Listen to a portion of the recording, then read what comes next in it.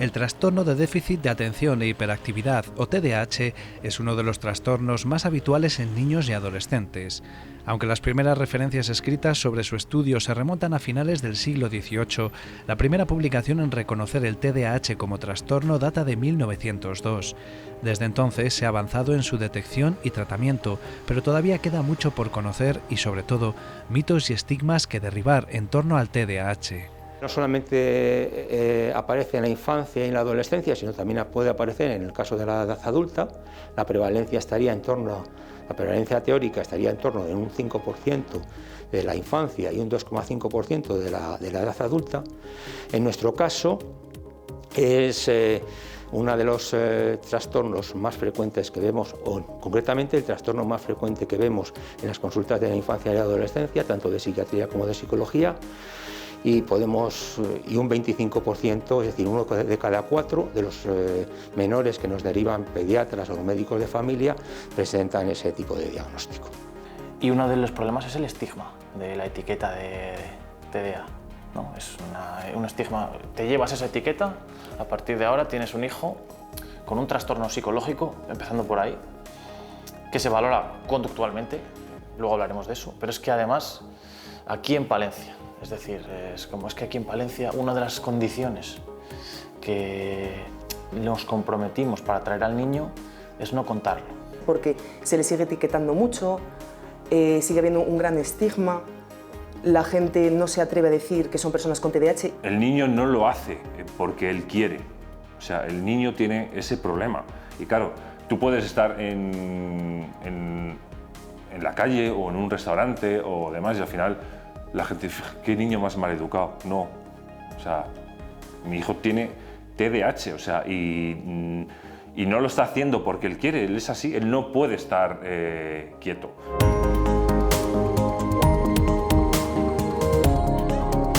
El TDAH es un trastorno del neurodesarrollo complejo, heterogéneo y multifactorial que se inicia en la infancia o en la adolescencia y que puede continuar durante la vida adulta, que se caracteriza por la presencia de síntomas persistentes de inatención, hiperactividad e impulsividad. Esto genera problemas en los 3 ámbitos de la infancia, a nivel familiar, educativo y social. A nivel familiar, pues lógicamente se acompañan a veces de conductas disruptivas, de enfados, de una hiperactividad excesiva, de olvidos en las cuestiones básicas, las dificultades de asumir determinadas tareas o determinadas actividades. A nivel educativo hay, pues lógicamente, una dificultad para desarrollar determinadas actividades. Normalmente hay un decaimiento de su rendimiento académico respecto al que cabría esperar en función de su capacidad intelectual y en algunas ocasiones dificultades de relación tanto con los profesores como con los compañeros. Y a nivel social, pues lógicamente lo que domina es su hiperactividad y la impulsividad, que genera a veces pues, problemas en lo que pueden ser actividades sociales, actividades deportivas, actividades lúdicas, porque la interacción pues, muchas veces es una interacción disruptiva, genera en algunas ocasiones pues, problemas de relación y dificultades de interacción con sus propios compañeros. Es una deficiencia funcional del lóbulo prefrontal del cerebro. A nivel neurobiológico, como te digo, a nivel conductual, efectivamente, son niños hiperactivos, distraídos y con poca paciencia.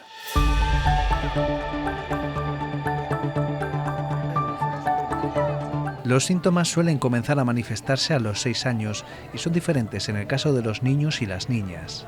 En los niños predomina la impulsividad y la hiperactividad y en las niñas predomina la inatención. Entonces, en el caso de los niños, la conducta hiperactiva e impulsiva es muy manifiesta, se detecta claramente y en algunas ocasiones pues produce mayores dificultades en los entornos que hemos comentado, social, académico.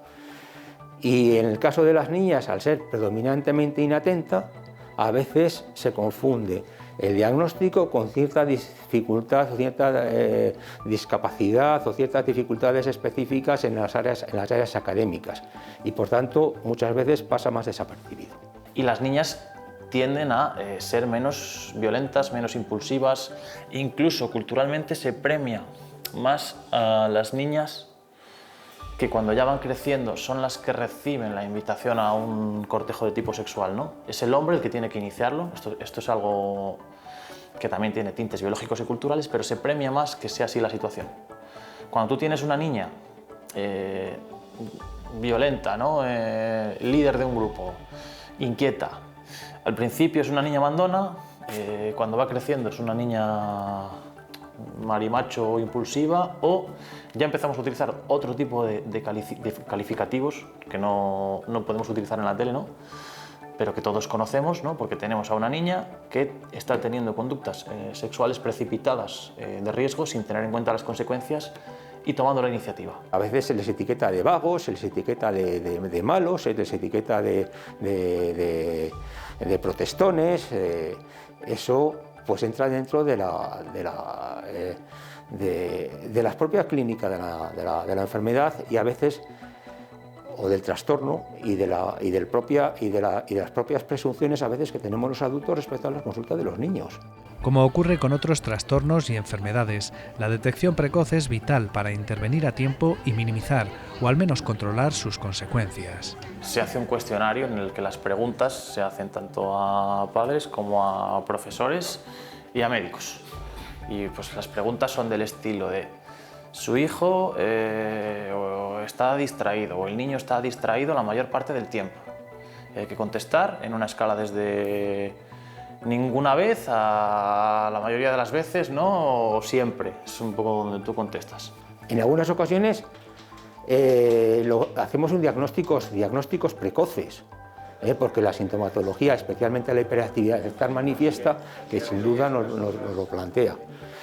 Pero entendemos que en los 6 años ya a nivel de neurocognitivo existe un cierto grado de maduración que ya nos permite asegurar que si esas dificultades en torno a esas edades son manifiestas, vamos a tener una trayectoria en la cual el diagnóstico y el tratamiento son fundamentales.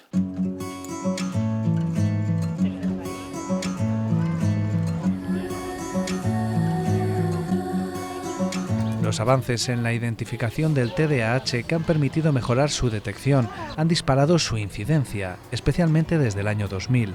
En un momento determinado la sociedad científica fue haciéndose cargo de que existía un número importante de casos que no estaban correctamente diagnosticados. Y eso implicó un esfuerzo desde el punto de vista clínico pues, por parte de todos los profesionales y de los servicios de salud, no solamente en Palencia, sino en la Castilla y León y a nivel nacional. Y es que esto del TDA es una cosa que está de moda, ¿no? Ha nacido ahora. Todos los diagnósticos tienen algo de cultural, ¿no? En todas las sociedades. Lógicamente, si la sociedad a día de hoy premia a individuos que son capaces de estar sentados en una silla, mantener su formación académica durante 20 años, ¿no? Pensar en las consecuencias de sus actos y ser muy reflexivos, es lógico que un niño impaciente, que siempre está buscando novedades, que se distrae con facilidad y que no tiene la capacidad, digamos, de tener la paciencia de esperar resultados a largo plazo, digamos que haga saltar las alarmas en una sociedad en la que premiamos lo contrario. Pero no tenemos que olvidar que hace no mucho nuestra especie premiaba a individuos que tomaban decisiones de una manera rápida, es decir, eran gente con mucha energía, sabían actuar en el momento preciso y además, en vez de distraídos, digamos que eran personas que lo que buscaban es novedad. Muchas veces en las propias consultas nos lo dicen los padres, y cuando se dan cuenta, cuando son conscientes, vienen a la consulta, se les realiza un tratamiento global y los chicos mejoran, pues muchas veces los padres piensan, uy, si a mí me lo hubieran diagnosticado, pues probablemente yo no hubiera tenido muchos de los problemas que tuve. O sea que realmente partíamos de un infradiagnóstico.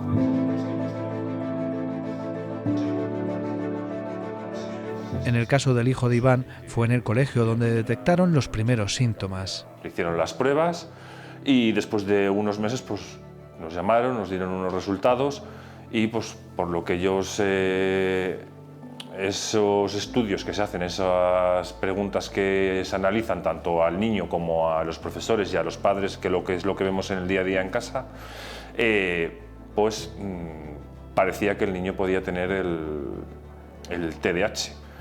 Y bueno, a partir de ahí pues te dicen pues, que tienes que acudir a la pediatra en este caso para que te derive a salud mental. La familia muchas veces lo que necesita es un abordaje de tipo psicoeducativo. Hay que explicar que estos niños no son necesariamente vagos, ni que son, entre comillas, niños malos o que se porten voluntariamente mal, sino que de alguna manera la dificultad de atención y la hiperactividad condicionan a veces muchos de los síntomas y que ellos son conscientes a veces y sufren precisamente por su dificultad de control. Le riñes, le castigas y claro, y el niño al final no entiende, porque al final tiene un trastorno realmente, pero claro, para nosotros era desconocido, nosotros no lo sabíamos. A partir de que lo tiene, pues tú ya actúas, o por lo menos tratamos de actuar en la manera de que, como debe de ser con un caso como el de él, que al final no es que le trates diferente al resto, porque además en nuestro caso tenemos mellizos y solamente lo tiene uno. Y claro, al final, para nosotros los dos son iguales. Uno tiene el TDAH, el otro no, pero son nuestros hijos y les educamos de la misma manera. Lo único, pues, bueno, hay que tratar de cogerlo todo un poquito con pinzas para no perjudicar al otro. La complejidad de la situación llevó a Iván a visitar la Asociación de TDAH Palencia en busca de más información y apoyo. A ti te dicen que el niño tiene TDAH con hiperactividad, tienes que ir al médico, tienes que esperar a que te den una cita, pasan los meses, pero yo mientras que hago con mi hijo. Y aquí al final, pues ya te digo, para nosotros fue ver la luz, o sea, que te expliquen, que te digan, que te den una guía, que te dicen, no ocurre nada, o sea, simplemente es esto, a tu hijo,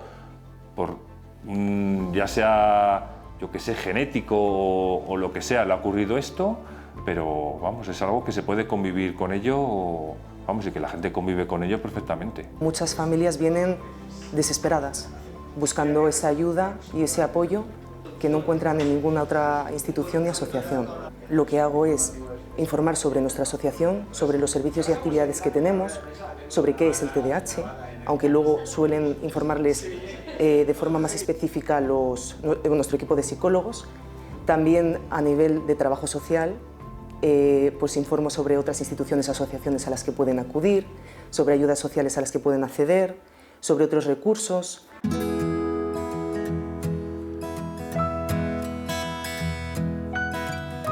La Asociación TDAH Palencia comenzó su andadura en el año 2009.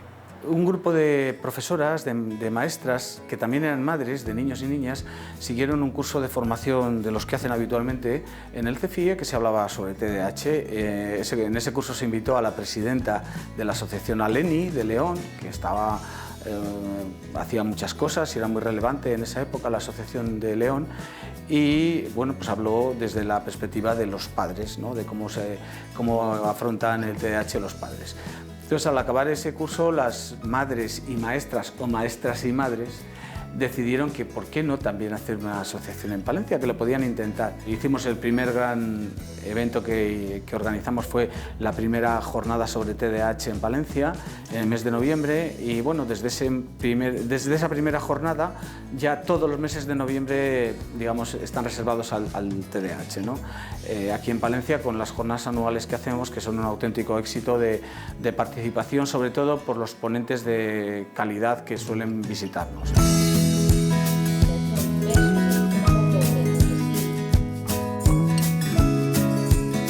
La asociación está organizada en áreas.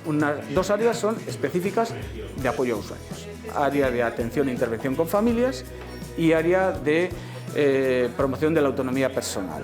Y luego tenemos dos áreas, una muy importante, que es el área de información y sensibilización, pues como digo, para informar a la sociedad, para explicar las dificultades del TDAH, en definitiva para evitar el estigma que hoy por hoy existe, ¿no? Ese es un área muy importante que nosotros cubrimos con las actividades que hacemos abiertas a todo el público, que son muchas. La más importante, como ya os cité antes, la jornada anual que hacemos en noviembre. Y luego está la última área, que es la de relaciones institucionales. Una entidad como nosotros tiene que relacionarse, tiene que trabajar en red, y llamamos a las puertas de las administraciones, de las entidades, de las empresas. Somos una asociación súper activa, o sea, toda información es poca. Hacemos escuelas de familias para familias de iniciación y avanzadas que llevan tiempo con nosotros. Escuelas específicas para adultos, programas de psicoeducación de diferentes temas. Entonces ven que pueden seguir aprendiendo y ayudar mejor a sus hijos, porque muchas vienen diciendo, es que no sé cómo hacerlo. A nosotros nos han ayudado enormemente. O sea, tenemos el servicio de psicólogo con Juan, que pues viene pues, dependiendo una vez a la semana o cada 15 días, y al final nos ayuda a entender al niño, que es lo primero. Nos ayuda también a nosotros, porque muchas veces al final acabas desbordado porque te supera el día a día de tener un niño con TDAH, y nos ayuda a mejorar porque al final vamos trabajando unas pautas. Gracias a la asociación se tiene mucha información ahora. La asociación con su jornada sí que a nivel docente también se está dando más información y más preparación. Yo creo que las generaciones de profesores ahora están mejor informados, y todo eso se nota en las aulas, que es al final donde a nivel familia, en mi caso, más te preocupa, porque en casa, bueno, pues tú lo llevas, ¿no? Es tu hijo y sabes cómo, pero claro, a nivel de cole, cuando vienen las malas notas, que los profes te llaman, entonces al final ahí yo creo que se ha avanzado mucho.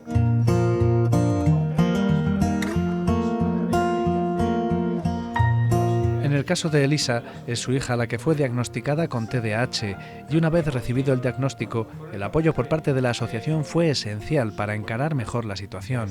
Pues un alivio. La verdad que al principio, como no entiendes qué pasa, es ponerle nombre a eso y ver a otras familias que están pasando por lo mismo que tú. Entonces es un alivio, hablar con otra gente, y entonces ya en casa dices, ostras, pues esto tiene un nombre y sé cómo abordarlo. Entonces fue un alivio y una cosa buena para todos, claro. Entiendes los síntomas, entiendes su comportamiento, y entonces le pones un nombre y sabes cómo tratarlo, y sabes cómo ayudarla, y sabes que no lo está haciendo porque quiere, que entonces al final es entenderlo y ponerle un poco remedio, ¿no?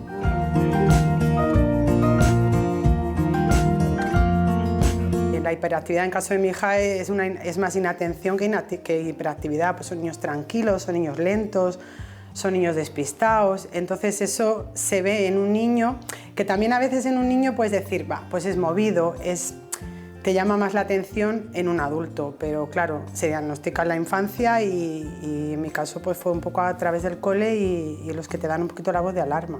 La verdad es que mi hija, pues con terapias con psicológicas y psicopedagógicas que me recomendaron también en el centro, y sobre todo ayuda del equipo docente que ha tenido en su trayectoria escolar, pues no necesita más. O sea, ya lo sabes en casa, lo abordas y sabes cómo tratarlo.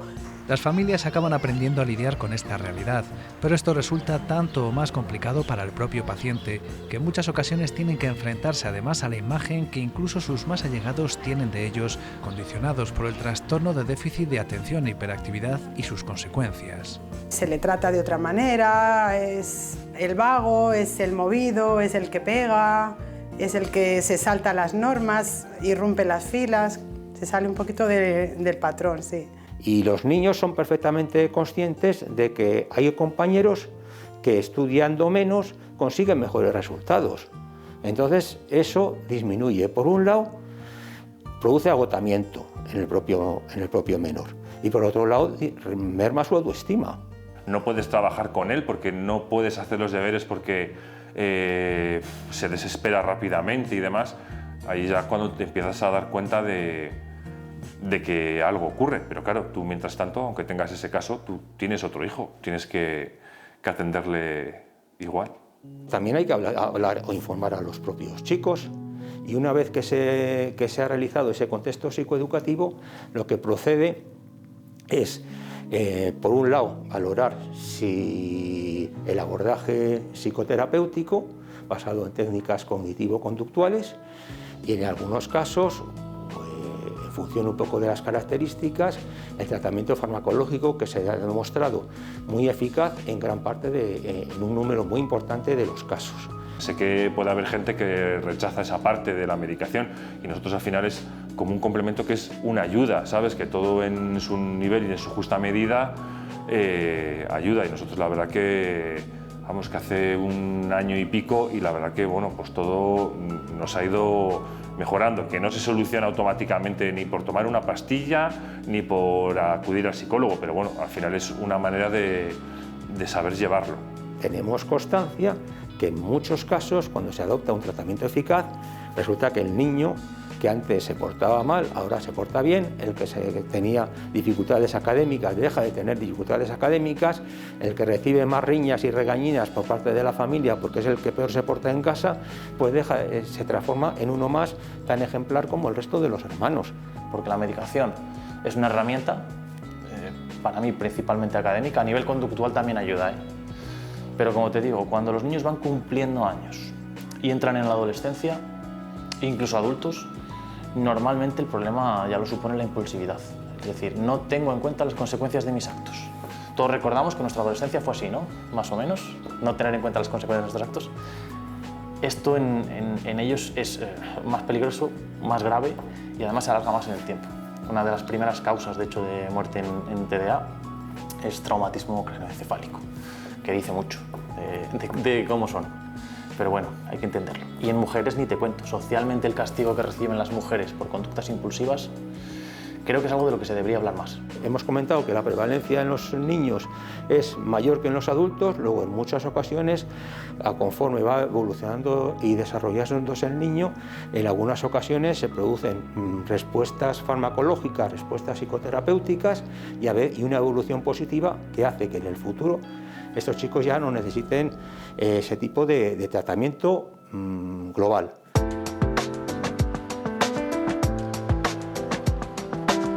La medicación está contribuyendo a encauzar a los menores con TDAH y a reducir también su incidencia en los adultos, aunque aún son muchos los casos sin diagnosticar entre los mayores de edad.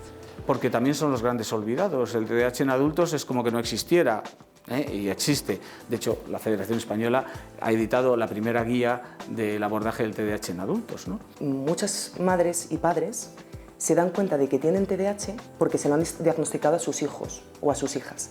Entonces empiezan a pensar, a hilar, a identificarse con ciertos comportamientos y dicen, claro, tiene un componente genético y hereditario, y dicen que yo también he sido TDAH y soy TDAH. Entonces también empezamos a trabajar no solo con sus hijos y sus hijas, sino que también con esas personas que se han dado cuenta de que tienen TDAH y que han estado toda su vida sobrepasando todas las dificultades que la vida les ha ido poniendo, generando sus propias herramientas, sus propias pautas, pero bueno, que han salido adelante, pero con mucha dificultad y sin el apoyo que ahora se puede proporcionar. En la adolescencia y en la edad adulta, pues está claramente recogido que muchos de ellos presentan mayores riesgos de consumo de alcohol y de otras sustancias, mayores problemáticas a nivel social, mayor riesgo de embarazo, mayor riesgo de determinadas, aumento de riesgo de accidentes de todo tipo. Yo tengo un TDA como un campano. Hay veces que me sigue costando tener en cuenta las consecuencias de mis actos. Muchas veces soy más inquieto de lo que debería, me distraigo con facilidad. Confesaré ahora en televisión que he llegado a probar la medicación y me ayudó muchísimo en mi etapa universitaria. De casualidad, todo esto fue de casualidad, pero noté la diferencia mucho. Y sigo conociendo a gente con un diagnóstico de TDA, que aquí en Palencia nos están llegando casos de 30 y muchos, 40 años, que si os contase anécdotas concretas alucinaríais. Es decir, ¿cómo es posible que esta persona no haya sido diagnosticada de algo?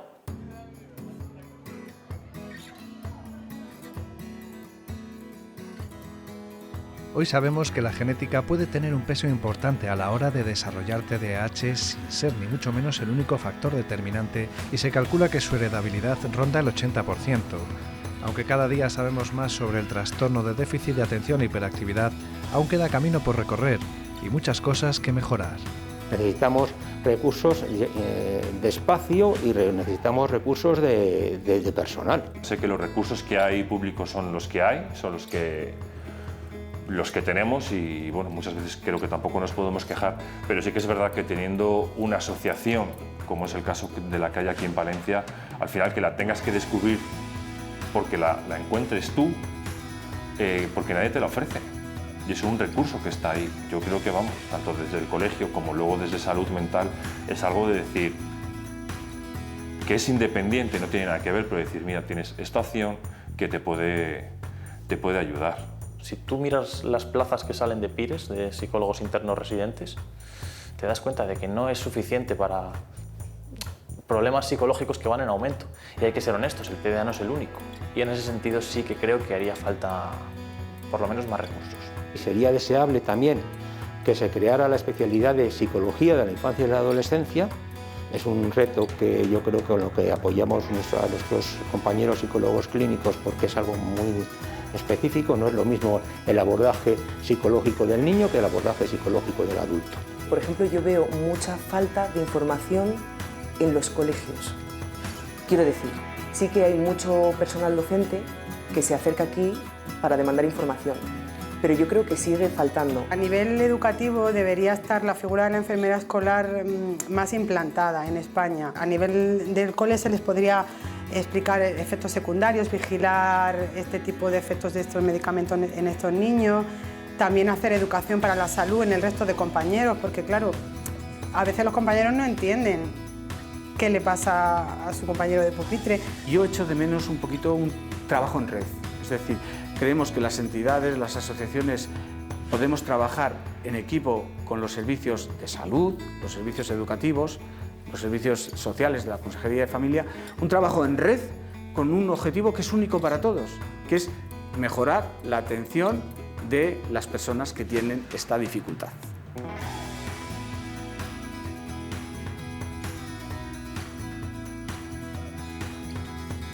Me gustaría transmitir a los papás paciencia. Tienes un niño que requiere mucha atención porque está continuamente buscando novedades y estímulos y le encanta aprender.